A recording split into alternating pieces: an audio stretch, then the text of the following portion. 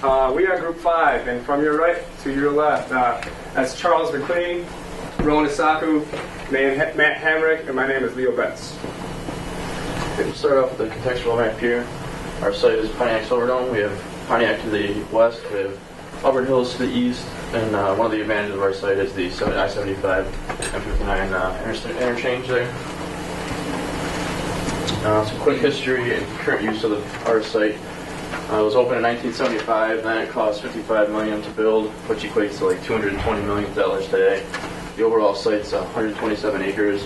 At one point it was home to the Pistons and the Lions, and some of the memorable events in '87 was a big year with the Pope, which set a attendance record for North America, and then also we had Hulk Hogan, Bobby Slam, Body Slam and a papal visit in the same year. Yeah. You forgot the monster trucks. That's year round now. It's Lower ticket prices for those. Yeah.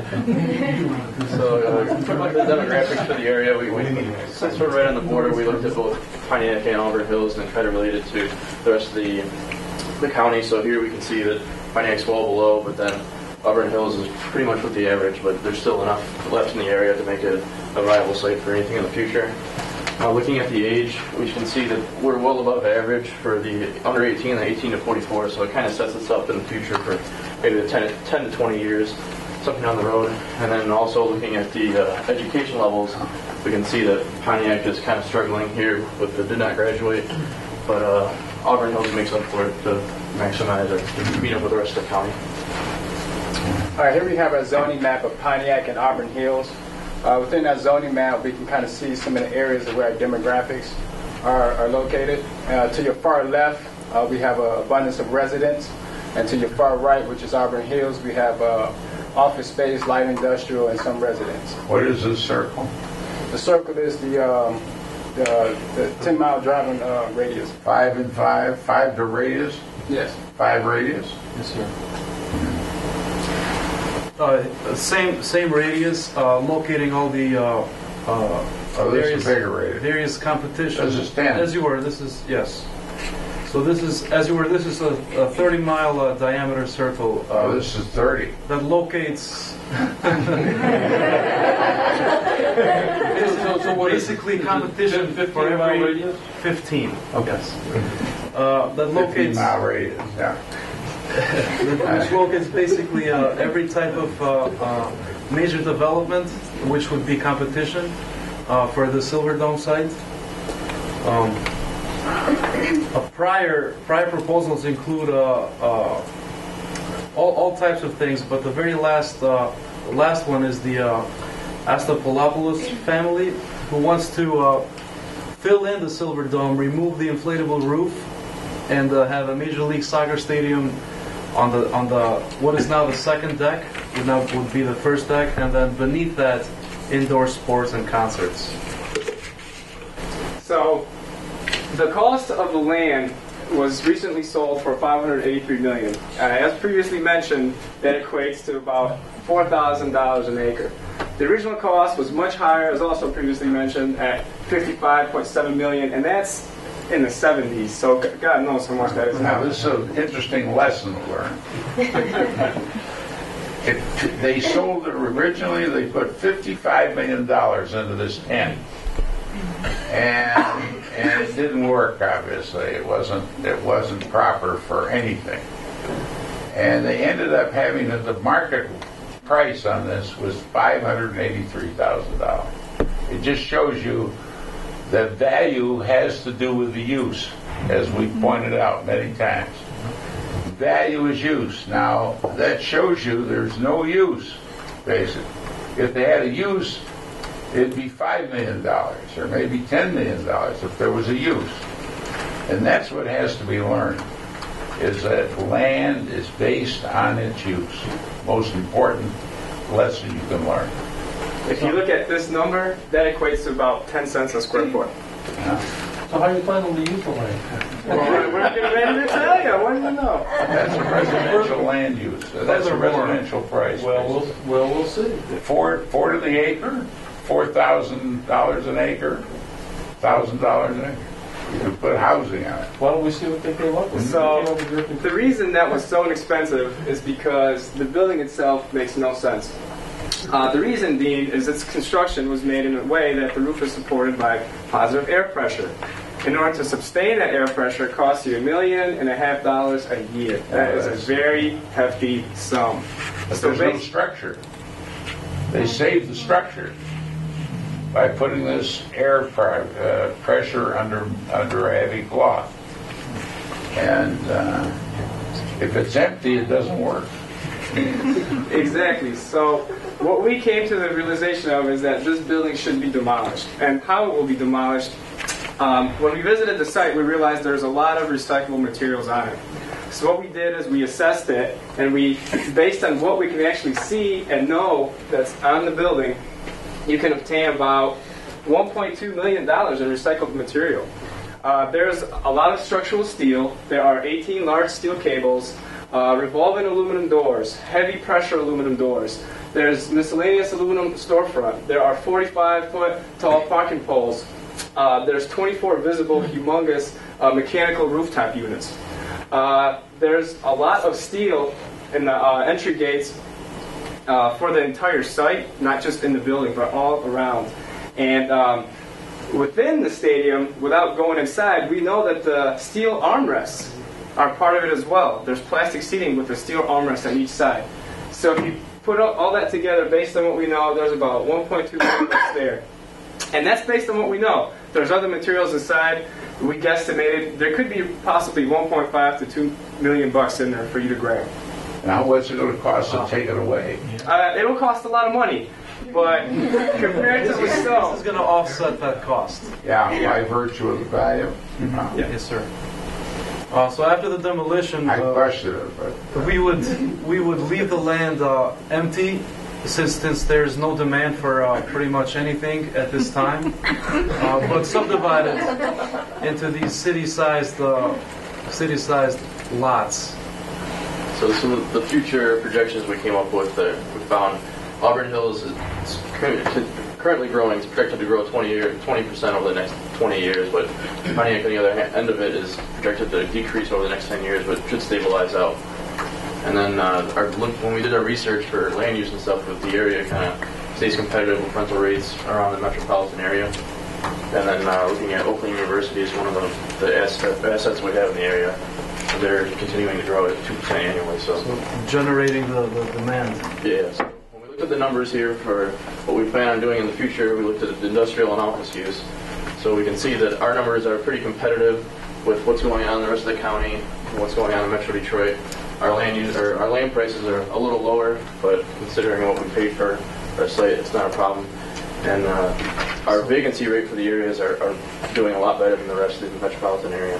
So in thinking about the future of this site, we thought of it as a satellite of Auburn Hills rather than a piece of Pontiac.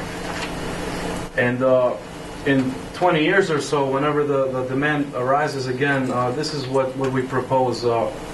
Because of the Pontiac residential to the north, we will put the face or the identity of this building on the west side along Updike, and then a parking lot in between that and a light industrial complex. And this is the type of development that's big in Auburn Hills in our region.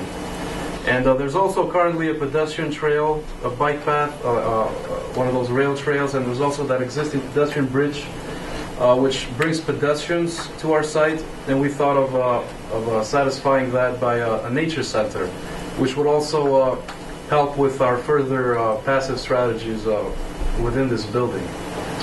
all right. So what we wanted to do here was try to consider the building to become LEED Platinum. We wanted to try to use passive solar strategies using light shells to introduce natural lighting, and also try to block and reuse heat from solar radiation, implement a geothermal system, use gray water reuse, and implement a storm management plan. Taking into consideration that energy costs will most probably rise in the future. And this is what that might look like with those long office bars capped with that red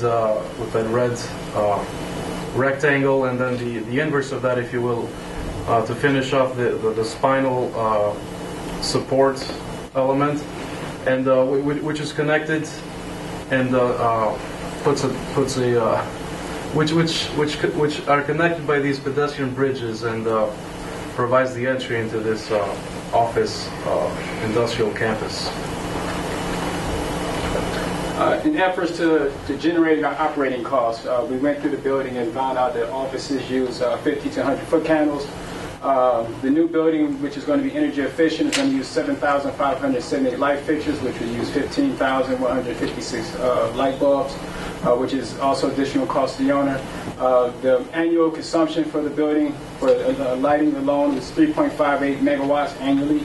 The industrial portion is 100 to 200 foot candles.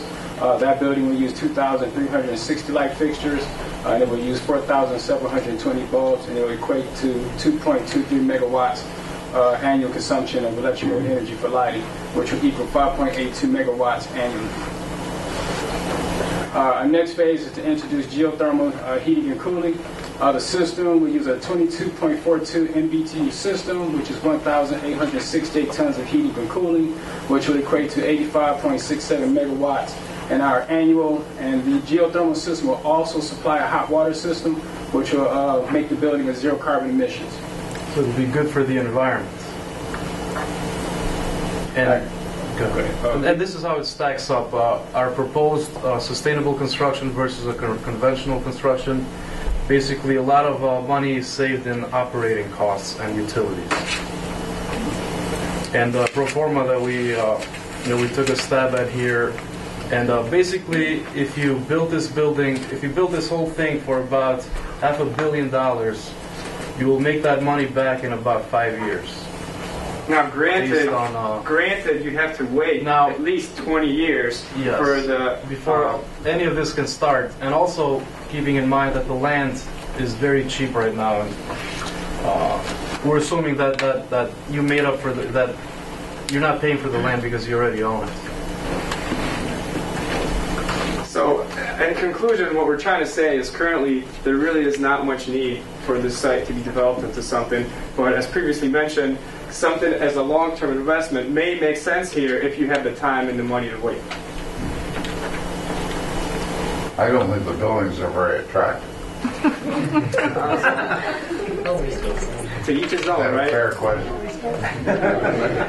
You're the developers. Yeah, I know. I mean, I don't think they're very attractive.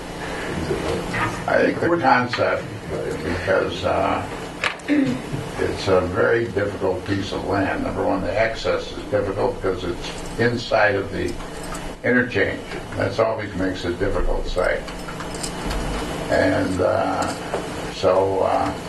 but you won't be able to get access. They gave them access there early on, but you won't be able to get access within probably 300 feet of the interchange. So,